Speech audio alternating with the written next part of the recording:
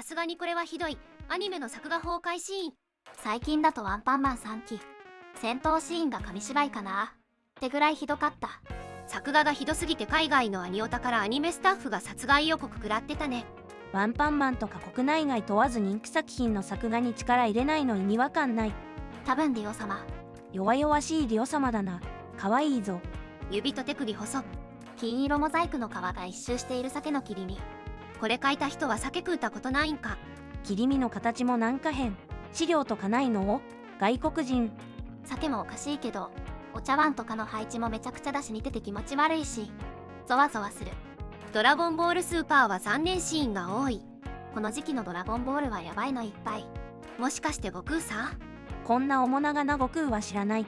関連商品で稼いでるのにアニメ制作に金ケチるなよ。絵も描けない素人でも雇うらしいから、もうアニメ業界は劣化の一途だよね。デスノート、テニスの試合中半袖になったり長袖になったりする。顔もなかなかじゃないか。何が何だかわからない7つの大罪。どっちがどっちを持ってるのか、そもそも何やってるのかのかもわからん。監督設置しないの？時間なくて諦めてんのかな？あれ、大罪って作画めっちゃ綺麗なイメージだったんだけど。京アニ、UFO テーブル、PA ワークス、マッパ、この4台社の作るアニメは作画崩壊するのを見たことがない。マッパは2019年放送のドロロでたびたび作画崩壊してた。15話ね。動きも作画も明らかにおかしかった。そこだけ癖がとても強いことで有名な作画監督の回だったんだっけ？各回の絵柄やテイストの統一はしてほしいよね。マッパって呪術廻戦もだよね。画像は描いた人が誤ってたやつ。マッパはいろんな作品で作画崩壊している。めっちゃ力入れて作ってる時と手抜いてるなって時の差がえぐい。仕事受けすぎなんだと思う。ザ・八犬伝の浜地サイリン。何？これ、何？作画崩壊の逆で、すごい作画、作劇、美術だからこの表現になったって詳しい人たちが言ってた。だから作画崩壊ではないらしい。けど少年少女には受けないよ。普通回とのギャップもあるし。ちなみにいつものザ・八犬伝は混乱。浜地サイリンはもう誰が何やら。作画崩壊というかもうキャラへの違いなのかもだけどセブンシーズはがっかりした。この3人がこうなるなんて。言われないとセブンシーズってわからない。田村由美さんの絵の良いところ全部死んでる。みんなホッソ。セミマル女子や。これらと同一人物と聞かされてもわからんわ。作画崩壊やスランってたまに掘り返したくなるよね。たまに。作画は崩壊してるけど澄んだ目をしている。ちなみにリマスター版との比較はこう。正直左の方が好き。私は崩壊してると思わないし。ましてや動いてるアニメの一瞬の顔じゃんとしか思わないけど宮崎駿的にブスすぎてで許せなかったらしい。コンテに美少女って書いてある。美少女じゃなきゃ嫌だという監督の気持ちがひしひしと伝わってくるな。左のラフ画の方が儚い美少女らしさは伝わるので怒りたい気持ちはわからなくもない。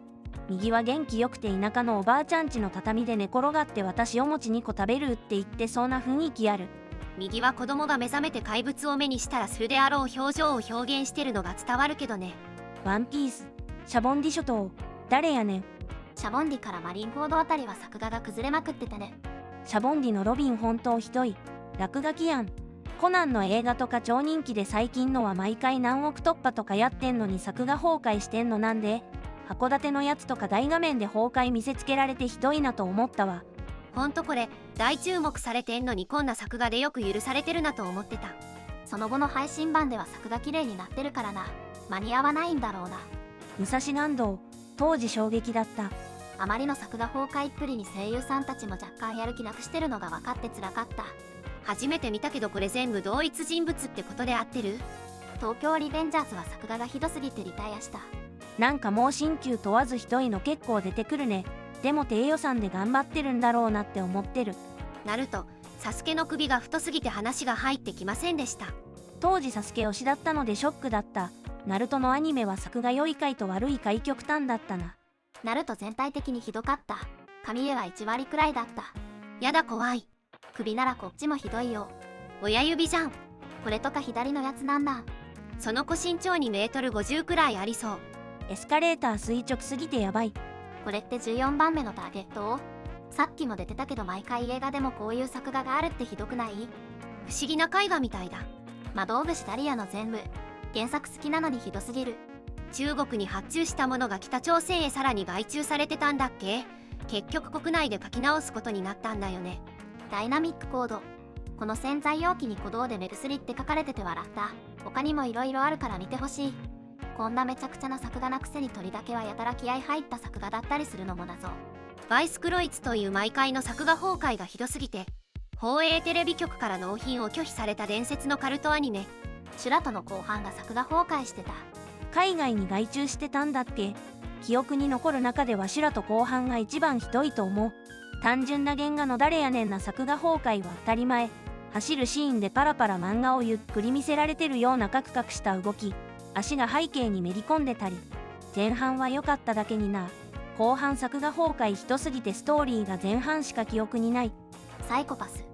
監督が今日の話全部修正しますってツイッターでつぶやいてて、まさかの作画崩壊会が予告されてたから一周回って楽しみにしてた。